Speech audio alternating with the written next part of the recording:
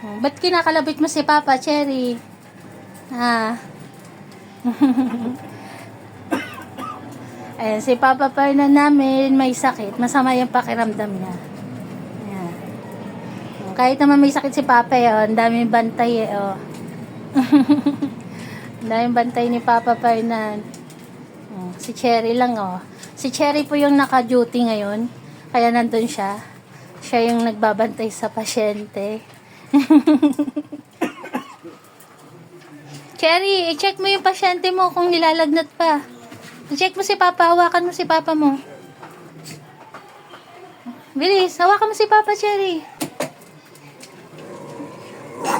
Oh, ayan. Hawakan mo. Tingnan mo kung nilalagnat pa si Papa, ha?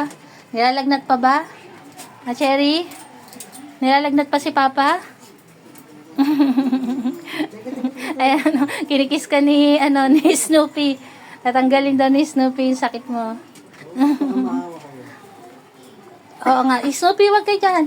Meron pang bantay doon sa likod, oh. Oh, ayan yung mga bantay. May nagsusungit pa doon sa ilalim. Shelo. Snoopy, pa ba ka dyan? Wag na umalik kay Papa. Pwede itong wag lang humalik. Nasaan daw si Cherry? Nasaan yung bantay ni Papa?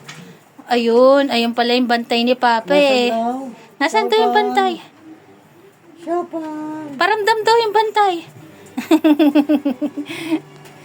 Siyapang ko. Ayan ang bantay mo pa, oh. Nasaan na? Hindi makita. Nasaan daw yung bantay ni Papa?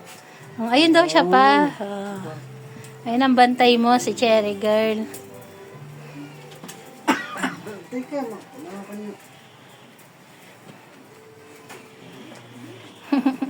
Dahil tumutungtong, paano makapagpahinga si Papa nyo yan? Mayor, wag yan, Mayor. lalo bumukod yung bibig ko.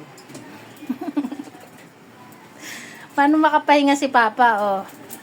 Daming mga nakasakay. Buti pa yung bantay, eh, nandun lang eh, oh.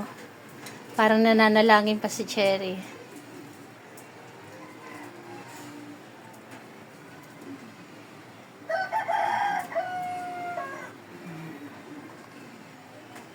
May sakit si Papa namin.